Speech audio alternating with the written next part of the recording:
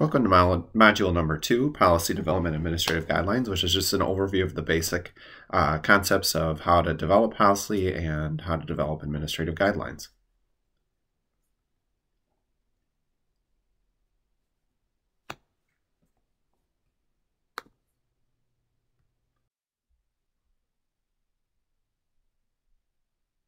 Again, this is Chris Sadler, Director of Human Resources for the Sun Prairie Area School District.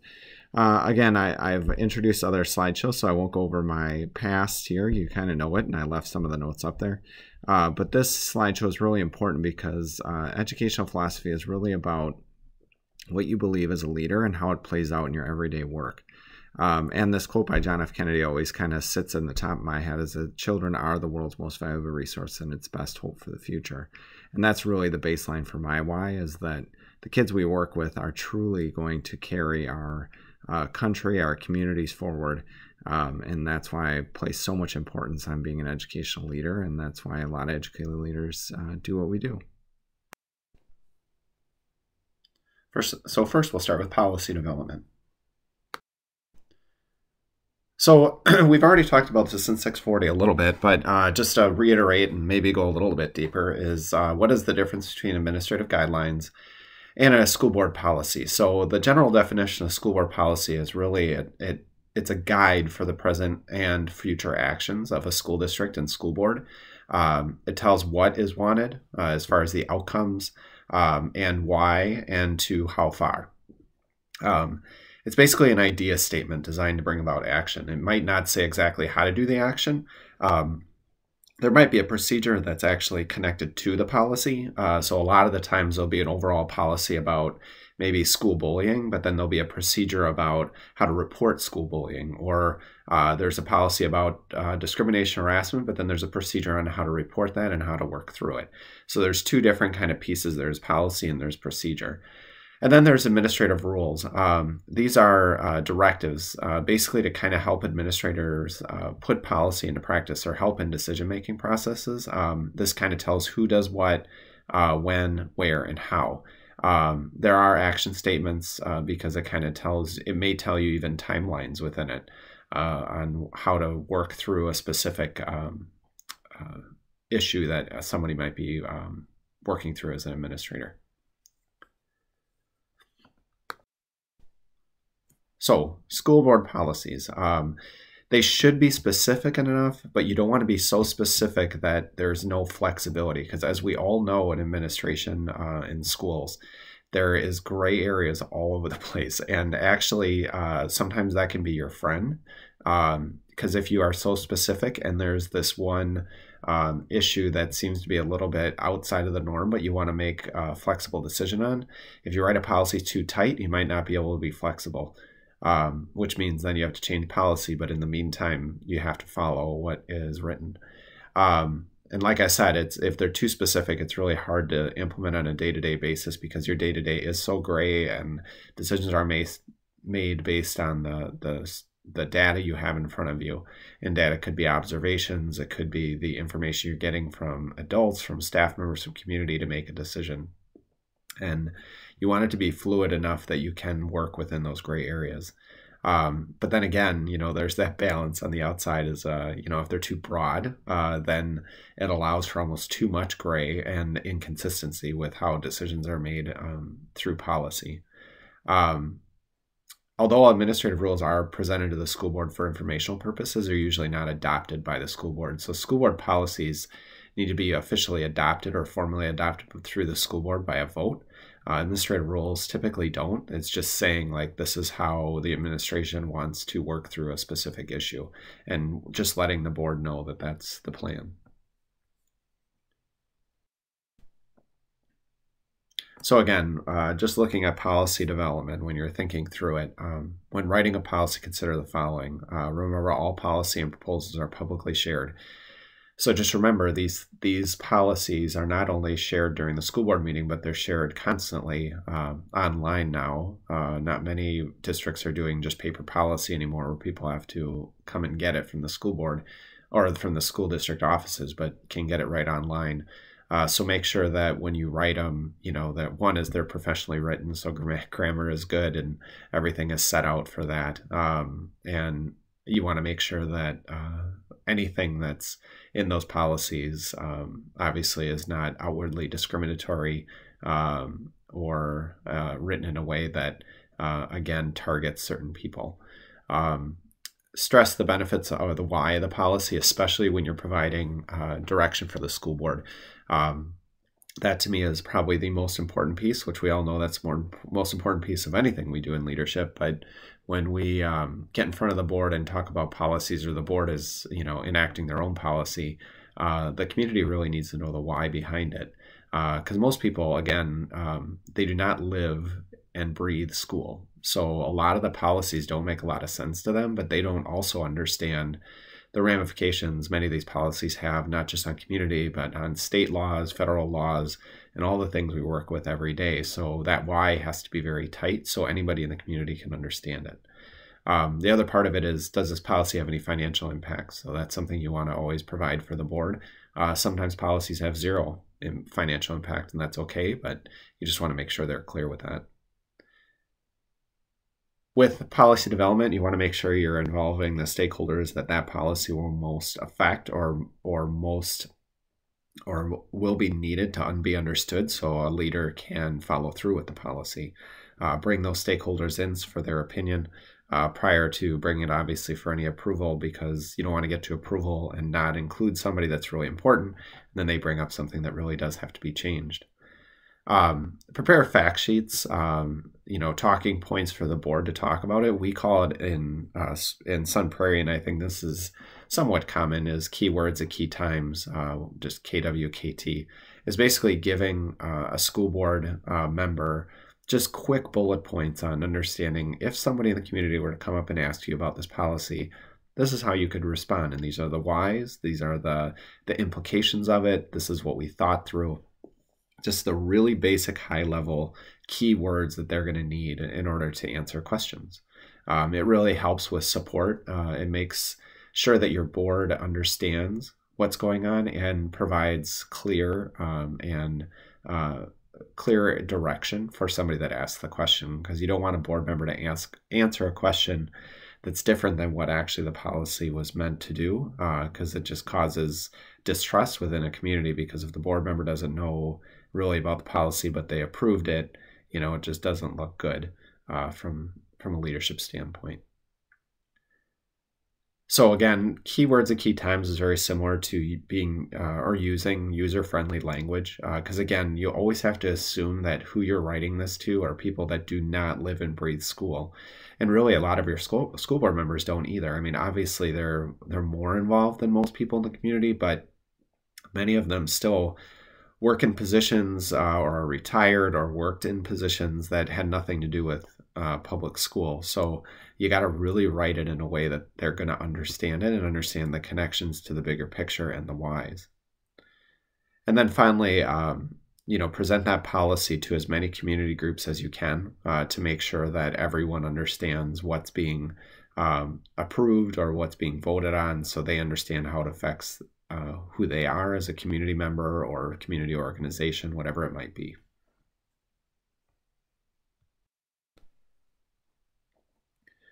So I did, this is in your resources and within this slideshow, but we put a couple examples. These are from Sun Prairie, just some policies and different projects that we had put in place.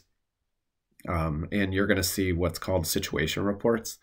The situation reports are reports that you provide for the board prior to a board meeting, so they have time to look through what you're proposing, and it gives them kind of a background before you even present it. Sometimes these are put in, matters reserved for board action. Some of them are in consent agenda. Consent agenda is just kind of like there's a couple pieces in there that they all agree with, and they all vote yes or no to a large group of things to be voted on. But typically policies are on matters reserved for board action. So, these three things were just examples of that. You're going to see in the proposal, again, the things that we just talked about. Why? How does this connect with the bigger picture and vision and mission? Just a quick summary of the proposal, what are the financial implications, what's the recommendation, and then they usually have attachments for information, attachments where we redline, handbook language that has to be changed, or possibly putting even a screencast sometimes, like a video that we explain the situation report instead of just writing it. We've been doing that a lot, especially during the pandemic, because we can't, get together all the time to really talk through it. So we do a screencast, and that's actually been really helpful. And I think we might do that even when times are quote unquote normal.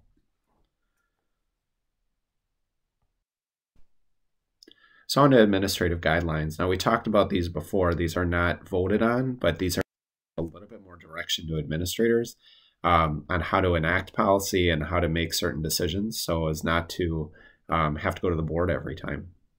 And what I wrote here was, they give you a level of autonomy because what it's saying is basically we trust that administrator can use this guideline to make decisions. It gives you some confidence to say, yep, this is what our guideline is saying. So, this is how we got to follow it, especially in challenging situations. You want to find those policies and procedures that you can fall back on and say that it wasn't just a personal decision on how things are handled. It's just, this is how this administrative guideline or policy is created, which makes me make this decision.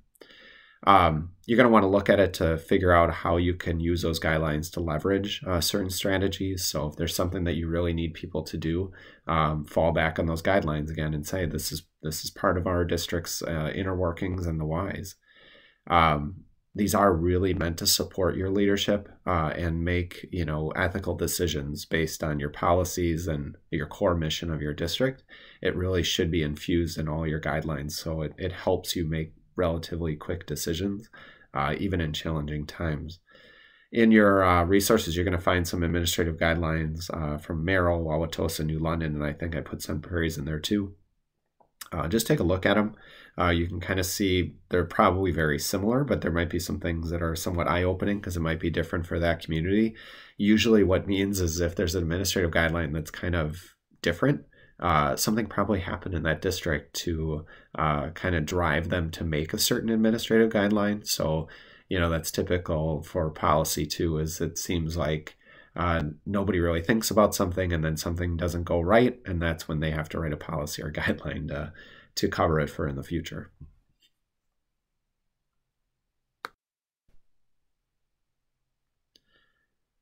So a lot of these administrative guidelines are really written with the goal of trying to help people make ethical decisions. And as we know, one of the things that we live under as far as leaders is that it is so important to act ethically for so many reasons. One is obviously because you are a leader and people look up to you, but also just set the tone of that integrity is so important to our position, and to show that every staff member that works under you, every student, every community member knows that even if they don't agree, that as a leader, you are doing your best to make the decisions that best affect most people. So again, the statements are there about what effective leaders do. The one that always resonates to me is that place children always at the center of education, accept responsibility for each student's academic success and well-being. And that will play out when we talk about our equity audit coming up in the next week. But that to me is the most important ethical piece of what we do, is that sometimes, you can recognize when a decision is being made to benefit adults over children. And you have to remind yourself, even if the decision is challenging, if it's best for children, that is the best decision. Within that, there is a concept that not just for students, but for staff too, is that ethical leaders provide a sense of safety in their building, that people feel safe to value or to express their opinions. They feel safe to make mistakes.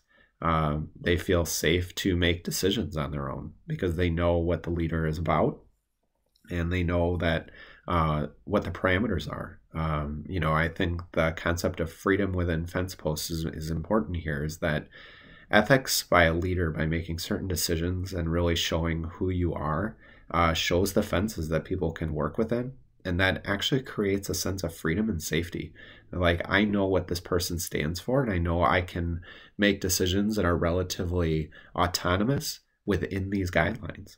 And so I want you to watch a video. It's about 12 minutes long, and I apologize for the length of that, but The Good Leaders Make You Feel Safe is a really interesting video because it just shows that the importance of being consistent, being of high integrity, and really making decisions that do put children in the center can create a sense of safety that allows for high expectations to be held and high outcomes to be seen by all students. And the question I want you to think about while you're watching that is, in your future certification role, how do you plan on creating an environment that is safe enough where challenging conversations can happen between all staff members? That is something that's so important to ethics is, again, when they see freedom within fence posts, they know how to actually work with one another too, even in challenging times. They feel safe to talk to their neighbor about something that's bothering them or something they're concerned about. And the one thing you're going to find as any leader in the school district is you cannot take everything on your own. If you do, you will burn yourself out. You won't be the best leader you can be, and actually you end up making decisions that aren't consistent and sometimes unethical because you're so blinded, because you're so ultra focused on how you're seeing it and not allowing other people to really take the lead in some of these situations. So safety really creates that environment where people feel safe because they know that they can handle things on their own.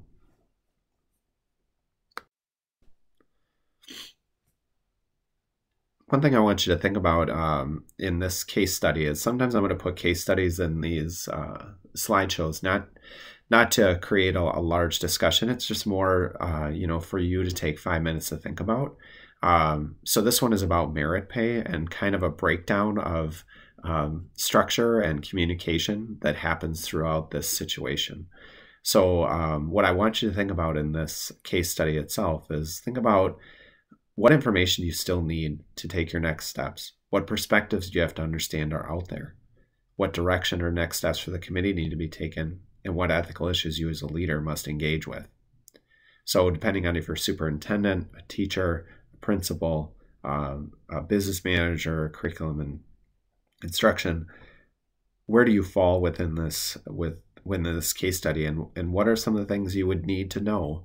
And what would you do if this were to happen? Because even in this compensation committee where things kind of seem to be going well and then it kind of pulled back, it's going to happen in other conversations you have. It's not about merit pay, it's about something else where you get 3/4 down the road and then something puts a halt to it that's either in your control or out of your control. And you have to think about, all right, what's our end goal and how do we now get there?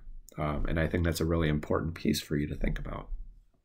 And how do you, use policy and guidelines to get there? Thank you for listening. You've reached the end of this module, and I appreciate the time that you've put into it, and I hope that it was helpful in you learning about policies and guidelines and ethical leadership.